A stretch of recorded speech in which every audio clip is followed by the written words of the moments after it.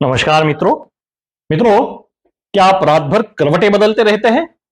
क्या आपकी आंखें बंद है लेकिन नींद आपको दूर से ही सलाम करती है? क्या सुबह उठकर ऐसा लगता है जैसे रात भर जागे ही रहे? अगर हां, तो आप अकेले नहीं हैं। भारत में हर 3 में से एक व्यक्ति इंसोमिनिया या नींद की समस्या से जूझ रहा है। और सबसे बड़ी बात, यह सिर्फ एक रात की परेशानी नहीं है, यह आपकी पूरी जिंदगी को प्रभावित कर सकती है।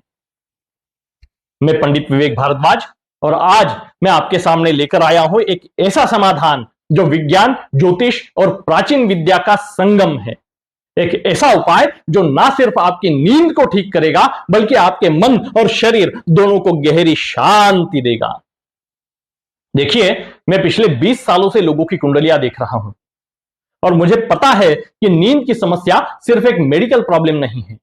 इसके पीछे ग्रहों की चाल, आपकी उम्र, आपका स्ट्रेस और सबसे इंपॉर्टेंट आपके मन की अवस्था है। ये सब जुड़ा हुआ है। कई बार लोग मुझसे कहते हैं कि पंडित जी, नींद की गोली खा लेते हैं, सो जाते हैं, लेकिन मैं उन्हें बताता हूं गोली एक टेम्पररी सॉल्यूशन है और इसका साइड इफेक्ट भी होता है। असली समाधान तो आपके भीतर है, आपके मन में, आपकी कुंडली में और आपके कॉन्शियसनेस में। तो आज इस वीडियो में मैं आपको 4 इंपॉर्टेंट चीजें बताने वाला हूं। पहली, इंसोमिनिया या अनिद्रा है क्या, मेडिकल साइंस क्या कहती है और यह आपके शरीर को कैसे नुकसान पहुंचाता है। दूसरी बात, आपकी कुंडली में कौन से ग्रह और भाव आपकी नींद को प्रभावित कर रहे हैं। मैं आपको प्रैक्टिकल तरीके से दिखाऊंगा कि कैसे आप खुद अपनी कुंडली देख सकते हैं। तीसरी बात, हिप्नोटिज्म की सच्चाई। बॉलीवुड ने जो भ्रम फैलाया है उसे दूर करेंगे और बताएंगे कि हिप्नोटिक सेशन इंसोमिनिया को कैसे ठीक कर सकता है। यह कोई जादू नहीं, प्योर साइंटिफिक टेक्निक है। चौथी बात और सबसे इंपॉर्टेंट बात, मैं आपके लिए एक कंप्लीट योग निद्रा का हिप्नोटिक सेशन रिकॉर्ड करूंगा। 25 से 30 मिनट का एक ऐसा सेशन जो आपको गहरी नींद में ले जाएगा। आप इस वीडियो को रोज रात को सुन सकते हैं।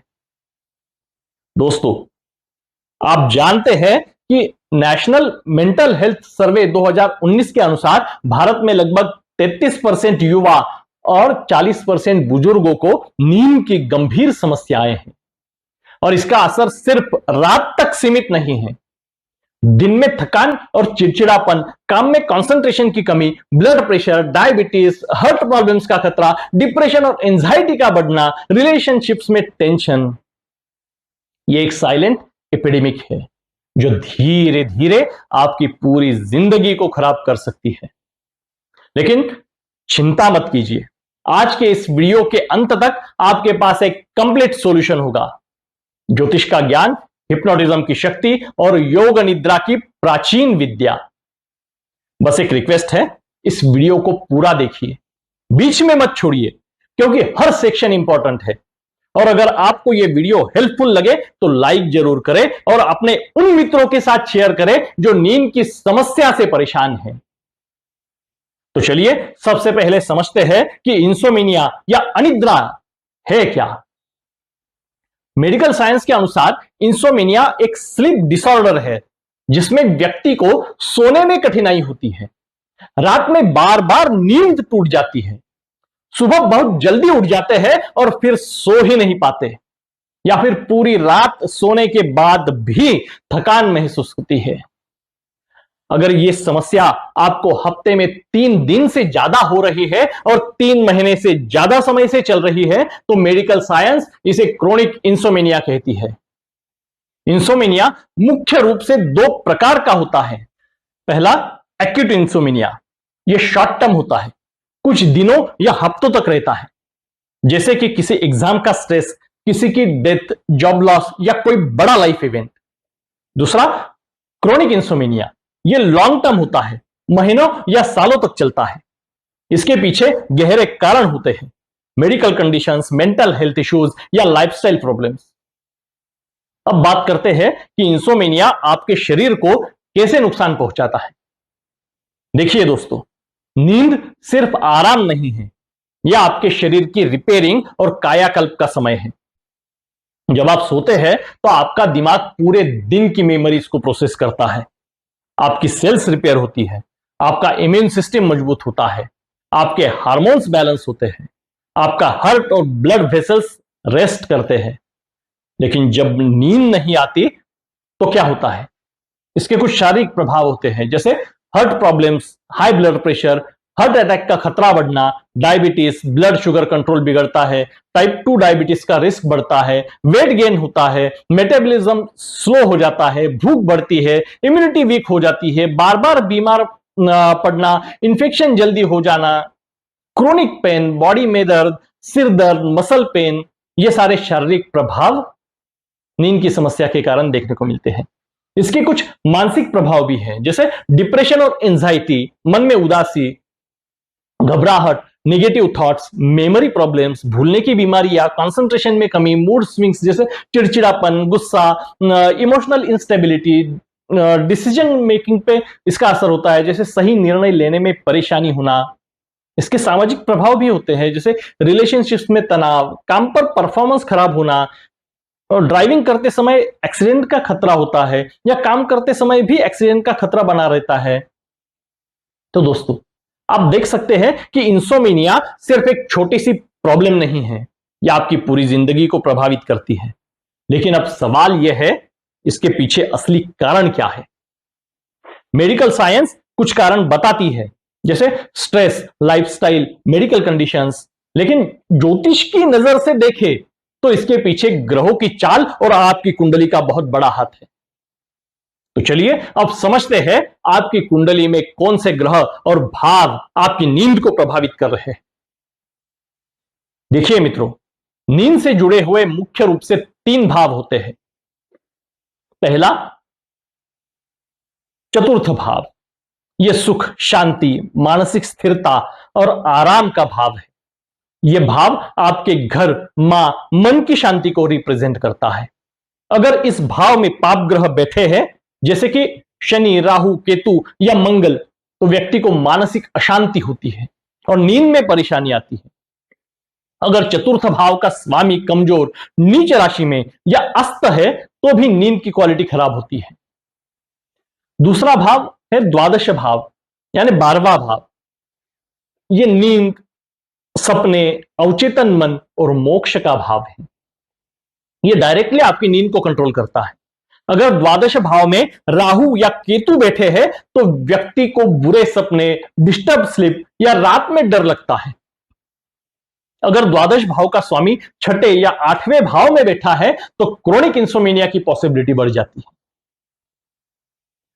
तीसरा भाव देखना है, वो है षष्ठ भाव। यह रोग, शत्रु और तनाव का भाव है। अगर षष्ठ भाव का स्वामी चतुर्थ या द्वादश भाव में बैठा है या इन भावों के स्वामी से संबंध बना रहा है, तो हेल्थ इश्यूज की वजह से नींद प्रभावित होती है। अब बात करते हैं ग्रहों की। चंद्रमा मन, भावनाओं और मेंटल पीस का कारक है। अगर चंद्रमा कमजोर, नीच यानी वृश्चिक राशि में या पाप ग्रहों से पीड़ित है, तो व्यक्ति का मन अशांत रहता है। अगर चंद्रमा राहु या केतु के साथ है, तो एंजाइटी, ओवरथिंकिंग और नींद की गंभीर समस्या होती है। शनि चिंता, डिप्रेशन और भारीपन का ग्रह है। अगर शनि चतुर्थ भाव में बैठा है या चंद्रमा को देख रहा है, तो व्यक्ति को गहरी चिंता और नींद में कमी होती है। शनि की महादशा या अंतरदशा में भी इंसोमेनिया की प्रॉब्लम बढ़ जाती है। राहु यानी north node, Rahu confusion, anxiety और अवचेतन भय का कारक ग्रह है। राहु अगर चतुर्थ, द्वादश या चंद्रमा के साथ है, तो रात में बेचैनी, बुरे सपने और नींद टूटना यह कॉमन है। राहु की दशा में लोग ओवरथिंकिंग करते हैं। रात को सोते समय दिमाग में हजारों विचार आते रहते हैं। केतु यानी साउथ नोड, केतु डिटैचमेंट और रेस्टलेसनेस का कारक ग्रह है। केतु अगर 12वें भाव में है, तो व्यक्ति को गहरी नींद नहीं आती, हल्की हल्की नींद आती है और थोड़ी सी आवाज पर भी उठ जाते हैं। मंगल गुस्सा, एनर्जी और एग्रेशन का कारक ग्रह है। अगर मंगल चतुर्थ भाव में है तो व्यक्ति का मन अशांत, गुस्सेल और रेस्टलेस रहता है। रात को सोते समय भी बॉडी में हिट और रेस्टलेसनेस महसूस होती है। तो दोस्तों, अपनी कुंडली में इंसोमिनिया चेक करने के लिए ये स्टेप्स फॉलो करें। स्टेप 1, अपनी कुंडली निकालें। आप ऑनलाइन फ्री कुंडली सॉफ्टवेयर या ऐप यूज कर सकते हैं। स्टेप 2, चतुर्थ भाव देखिए, कौन सा ग्रह बैठा है, पाप ग्रह है या शुभ ग्रह। स्टेप 3, द्वादश भाव देखिए, यानी 12वां भाव देखिए, राहु केतु तो नहीं है। स्टेप 4, चंद्रमा की पोजीशन देखे, कौन सी राशि में है, कमजोर तो नहीं, किस ग्रह के साथ बैठा है, यानी पाप ग्रह या षष्ठेश अष्टमेश के साथ तो नहीं बैठा है। स्टेप 5, करंट दशा देखिए, शनि, राहु या केतु की दशा तो नहीं चल रही। अगर इनमें से 2-3 संकेत मिल जाते हैं तो समझ जाइए कि आपकी नींद की समस्या का ज्योतिषीय कारण है। अब बात करते हैं कुछ स्पेसिफिक योगास की जो इंसोमिनिया इंडिकेट करते हैं। जैसे चंद्र राहु युति, जब चंद्रमा और राहु एक साथ बैठे हो तो यह मानसिक अशांति, एंजाइटी और गंभीर नींद की समस्या देता है। व्यक्ति का मन हमेशा भटकता रहता है। शनि चंद्रमा की युति या दृष्टि हो तो डिप्रेशन, नेगेटिव थिंकिंग और इंसोमिनिया होता है। व्यक्ति रात को सोचता रहता है कि मेरे साथ ही क्यों बुरा होता है। तीसरा योग है चतुर्थेश का अस्त होना। अगर चतुर्थ भाव का स्वामी सूर्य के बहुत करीब है तो मानसिक शांति नष्ट होती है और नींद प्रभावित होती है। चौथा योग है द्वादशेश और षष्ठेश का संबंध। जब 12वें भाव का स्वामी और छठे भाव का स्वामी आपस में संबंध बनाते हैं तो क्रोनिक हेल्थ इश्यूज की वजह से नींद खराब होती है। अब समझते हैं कब होगी ये प्रॉब्लम। शनि की महादशा या अंतरदशा में, इस समय में चिंता, अकेलापन और डिप्रेशन बढ़ता है। नींद की क्वालिटी सबसे खराब होती है। व्यक्ति को लगता है कि लाइफ में कुछ भी अच्छा नहीं हो रहा। राहु की महादशा या अंतरदशा में, इस समय ओवर थिंकिंग, कंफ्यूजन और एंजाइटी पीक पर होती है। रात को लेटते ही दिमाग में हजारों विचार आने लगते हैं, पास्ट की गलतियां, फ्यूचर की चिंता। केतु की महादशा या अंतरदशा में भी रेस्टलेसनेस और डिटैचमेंट बढ़ता है। नींद आती है लेकिन गहरी नहीं होती, हल्की हल्की डिस्टर्ब स्लीप होती है। तो दोस्तों, अगर आपकी कुंडली में ये संकेत मिल रहे हैं तो घबराइए मत। ज्योतिष सिर्फ प्रॉब्लम नहीं बताता, सॉल्यूशन भी देता है। इस वीडियो के अंत में मैं आपको पावरफुल उपाय बताऊंगा जो इन ग्रहों को शांत करेंगे और आपकी नींद को बेहतर बनाएंगे। लेकिन दोस्तों, वराह मिहिर के अनुसार सिर्फ ग्रह ही नहीं, काल, देश, पात्र का विचार भी फलित में करना चाहिए। इसी आधार पर अगर पात्र का विचार करें तो आपकी उम्र का विचार करना भी अनिवार्य हो जाता है। यानी सिर्फ ग्रह ही नहीं, आपकी उम्र भी आपकी नींद को बहुत प्रभावित करती है। एक 20 साल के युवा की नींद अलग होती है, एक 50 साल के व्यक्ति की नींद अलग होती है। उपायों की बात करें तो कुछ सामान्य धार्मिक नियमों का रोजाना पालन करना आपको अच्छी नींद में मदद करेगा। जैसे सोने से पहले अपने हाथ पैर धोकर बिस्तर पर जाएं। इससे शरीर की नकारात्मक ऊर्जा शांत हो जाती है। बिस्तर पर बैठकर भोजन न करें। बिस्तर पर जाते समय अपने इष्टदेव या देवी का नाम लें और उनसे शांतिपूर्ण नींद के लिए प्रार्थना करें। बिस्तर पर लेटने से पूर्व 11 बार दीर्घ ओंकार करना मन को शांत करता है। अच्छी नींद के लिए निद्रा देवी का आवाहन करें। या देवी सर्वभूतेषु निद्रा रूपेण संस्थिता, नमस्तस्यै नमस्तस्यै नमस्तस्यै नमो नमः। यह श्लोक देवी दुर्गा के निद्रा स्वरूप को समर्पित है, जो मन को शांति देकर विश्राम प्रदान करती है। यदि रोग, घबराहट या शारीरिक पीड़ा के कारण नींद नहीं आती है तो भगवान विष्णु के पवित्र नामों का जाप शांति देता है। अच्युताय नमः, अनंताय नमः, गोविंदाय नमः। रात में बेचैनी होने या नींद टूटने पर इन तीनों नामों को क्रमानुसार दोहराते रहे। बाकी ज्योतिषीय उपायों की बात करें तो कुंडली में जिस ग्रह द्वारा पीड़ा दिख रही है उसका वैदिक, पौराणिक या बीज मंत्र का निहित संख्या में जाप करना ग्रहों की नकारात्मक ऊर्जा को कम करने में सहायक हो सकता है। तो दोस्तों, अब हम आते हैं इस वीडियो के सबसे इंटरेस्टिंग और मिसअंडरस्टूड टॉपिक पर, हिप्नोटिज्म। जब भी हिप्नोटिज्म की बात होती है तो लोगों के मन में डर, कंफ्यूजन और गलतफहमियां आ जाती है।